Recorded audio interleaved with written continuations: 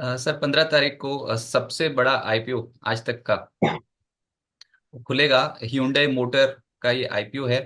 और आईपीओ के जरिए मेरे ख्याल से 28,000 करोड़ 27,855 करोड़ की रकम जो है वो कंपनी जुटाने की तैयारी कर रही है। प्राइस बैंड जो रखा गया है वो 1,865 से 1,960 रुपये प्रति शेयर का रखा गया है।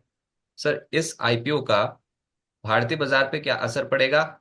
और दूसरा ये कि क्या अभी आपको लगता है कि हमेशा जब भी कोई बहुत बड़ा आईपीओ आता है ना तो थोड़ा सा उसके बाद फिर मार्केट हायर लेवल्स पे हल्का होने शुरू हो जाते हैं, ये आज तक का इतिहास बताता है, लेकिन क्या एब्जॉर्ब कर लेगा इतनी बड़ी आईपीओ की रकम को मार्केट? और क्या इस आईपीओ में पैसा लगाना चाहिए? नहीं, बिल्कुल देखो रजत, मुझे याद है, शायद आपको पता है कि नहीं पता नहीं, पर जब मारुति का आईपीओ आया था, जब वो मारुति उद्योग का कहा जाती थी, तभी वो हिस्टोरिक आईपीओ था। और उसके बाद जो पैसा मारुति ने अपने शेयर होल्डर्स के लिए बनाया वो बहुत ही बड़ी मात्रा में हो गया। तो हुंडई मोटर ऐसी ही कंपनी है जो इंडिया में ऑपरेशंस करती है। और इनका जो इशू है वो ओपन ऑफर है, इनका कोई फ्रेश इशू नहीं है। तो मैं तो कहूंगा कि रिटेल निवेशकों को जितना हो सके उस इस आईपीओ में पैसा लगाना चाहिए। मैं ये भी सुन रहा था कि शायद रिटेल इन्वेस्टर्स को शायद फर्म अलॉटमेंट भी मिल जाएगी एक पर्टिकुलर कैटेगरी में। तो वो एक अच्छी बात रहेगी, क्योंकि निवेशक जो इसमें 2-3 साल का नजरिया रखते हैं उनके लिए बड़ा पैसा बनाने का मौका है। देखिए, हुंडई मोटर इंडिया में काफी डोमिनेंट प्लेयर है, इनके काफी अच्छे प्रोडक्ट्स इंडिया में चलते हैं। और ऑब्वियसली इंडियन मार्केट बड़ी काफी बड़ा है, तो ये बात आप समझ के ले लीजिए कि नया कंपटीशन इंडिया में कोई ऑटो कंपनी आना भी मुश्किल है। तो उस पॉइंट ऑफ व्यू से मुझे लगता है अगले 2-3 साल का नजरिया कोई रखता है तो बहुत ही बेहतरीन लेवल पे ये शेयर ऑफर कर रहे हैं। मारुति करीबन 10-11 हजार चल रहा है, एग्जैक्ट प्राइस मुझे पता नहीं। बट जिस प्रकार का ग्रोथ मारुति ने दिखाया है, मुझे लगता है कि हुंडई मोटर को भी मेरे ख्याल से बेहतरीन ग्रोथ मिलेगा। और ऑब्वियसली एक बार कंपनी इंडियन होती है तो उसके बाद डिस्क्लोजर्स, कंप्लायंसेस, इंफॉर्मेशन, बहुत सारी चीजें शेयर की जाएंगी जो अभी हमको हुंडई मोटर के बारे में कभी पता ही नहीं थी। तो उस पॉइंट ऑफ व्यू से इसमें जरूर पैसा लगाइए।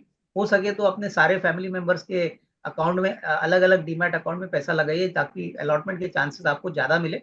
लेकिन रिटेल को इस इशू को बिल्कुल मिस नहीं करना है, अगले 2-3 साल का टाइम फ्रेम रखिए, तभी बड़ा पैसा आपको इस शेयर से मिले। थोड़ा लंबा टाइम फ्रेम रखना पड़ेगा तब जाके पैसा बनेगा। तो सर ये हाल फिलहाल की एक लिस्टिंग हुई थी ओला इलेक्ट्रिक की भी ऑटो स्पेस में, लेकिन अब ये मामला निकल आया कि ग्राहक सर्विस की शिकायतें जो बढ़ती चली जा रही हैं और उसके चलते सेंट्रल कंज्यूमर प्रोटेक्शन अथॉरिटी ने नोटिस भी भेज दिया, कारण बताओ नोटिस, और शेयर एकदम से उससे पहले ही गिर गया था, एक दिन पहले, कल तो थोड़ा संभल गया। लेकिन अभी निवेशक परेशान हो रहे हैं। ये आईपीओ मार्केट में ओला इलेक्ट्रिक ऊपरी स्तरों पर हल्का हुआ, बहुत सारे शेयर्स जहां पर आईपीओ के बाद एकदम से तेजी पकड़ी थी ना, वो सब स्टॉक्स हायर लेवल्स पे हल्के हो गए हैं। आपका मैसेज क्या होगा जो बहुत ही आसान पैसा बनाने की सोच रहे थे आईपीओ मार्केट पे लोग, उनके लिए? देखिए, पहली बात तो रजत, देखिए, आपको सोचना है कि जो कंपनी 350 करोड़ का घाटा एक क्वार्टर में रिकॉर्ड करती है, और सबसे बड़ी बात जो लॉस मेकिंग कंपनी है, वो प्योरली नैरेटिव पे चलती है।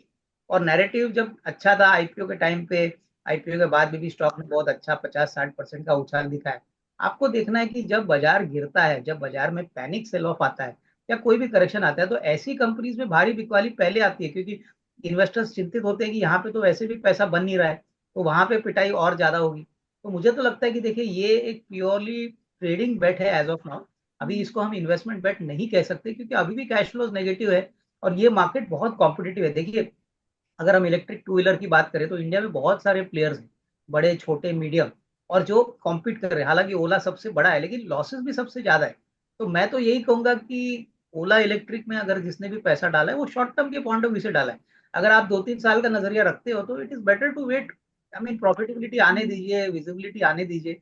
अभी हम हुंडई मोटर की बात कर रहे हैं, हुंडई मोटर का प्रॉफिट करीबन 2,000 करोड़ के ऊपर का है। और मुझे लगता है कि ये बहुत ज्यादा बढ़ेगा, क्योंकि इनकी पोजिशनिंग बहुत स्ट्रांग है। तो क्लियरली जहां पे प्रॉफिट है, कैश फ्लो है, जहां पे ब्रांड अच्छा है, वहां पे ज्यादा पैसा लगाइए, क्योंकि वही से बड़ा पैसा बनेगा। ये ओला इलेक्ट्रिक में मुझे लगता है कि एक शॉर्ट टर्म बाउंस आपने देखा था, जो शायद अभी एटलीस्ट कम से कम 2-3 महीना, जब तक ये कस्टमर के कंप्लेंट्स क्लियर नहीं करते, क्योंकि ये भी बहुत बड़ा मसला है। देखिए, अगर आप कस्टमर को सर्विस अच्छा नहीं देते तो अल्टीमेटली आपकी ब्रांडिंग और आपकी कंपनी का नाम खराब हो जाता है। तो मेरे ख्याल से ओला इलेक्ट्रिक से जिनके पास भी शेयर है, हो सके तो ऊपरी लेवल पे निकल जाए। बट इसमें डेफिनेटली अगले 1.5-2 साल तक कोई प्रॉफिट आएगा, ऐसा मुझे लगता है। राइट। बहुत शुक्रिया अविनाश जी, आपका हमारे साथ जुड़ने के लिए और मार्केट्स पे अपने व्यूज शेयर करने के लिए बहुत बहुत शुक्रिया। बिस्तक आपके लिए लाया है प्रीमियम मेंबरशिप प्रोग्राम, जहां आपको मिलेंगे कई सारे फायदे, जिनमें मार्केट न्यूज़लेटर, लाइव चैट पर आपके सवालों के सबसे पहले जवाब, मार्केट आउटलुक, वीकेंड पर मार्केट स्कैन, एंकर्स के साथ चैट और भी बहुत कुछ। इस प्रीमियम सब्सक्रिप्शन में 3 तरह के प्लान हैं, सिल्वर, गोल्ड और प्लैटिनम, जिनकी शुरुआत मात्र 159 रुपए महीने से होती है। इससे जुड़ना भी बेहद आसान है। बिस्तक के YouTube चैनल पर जाएं, ज्वाइन बटन पर क्लिक करें और अपना प्लान सिलेक्ट करें। बस बन गए आप हमारे प्रीमियम मेंबर।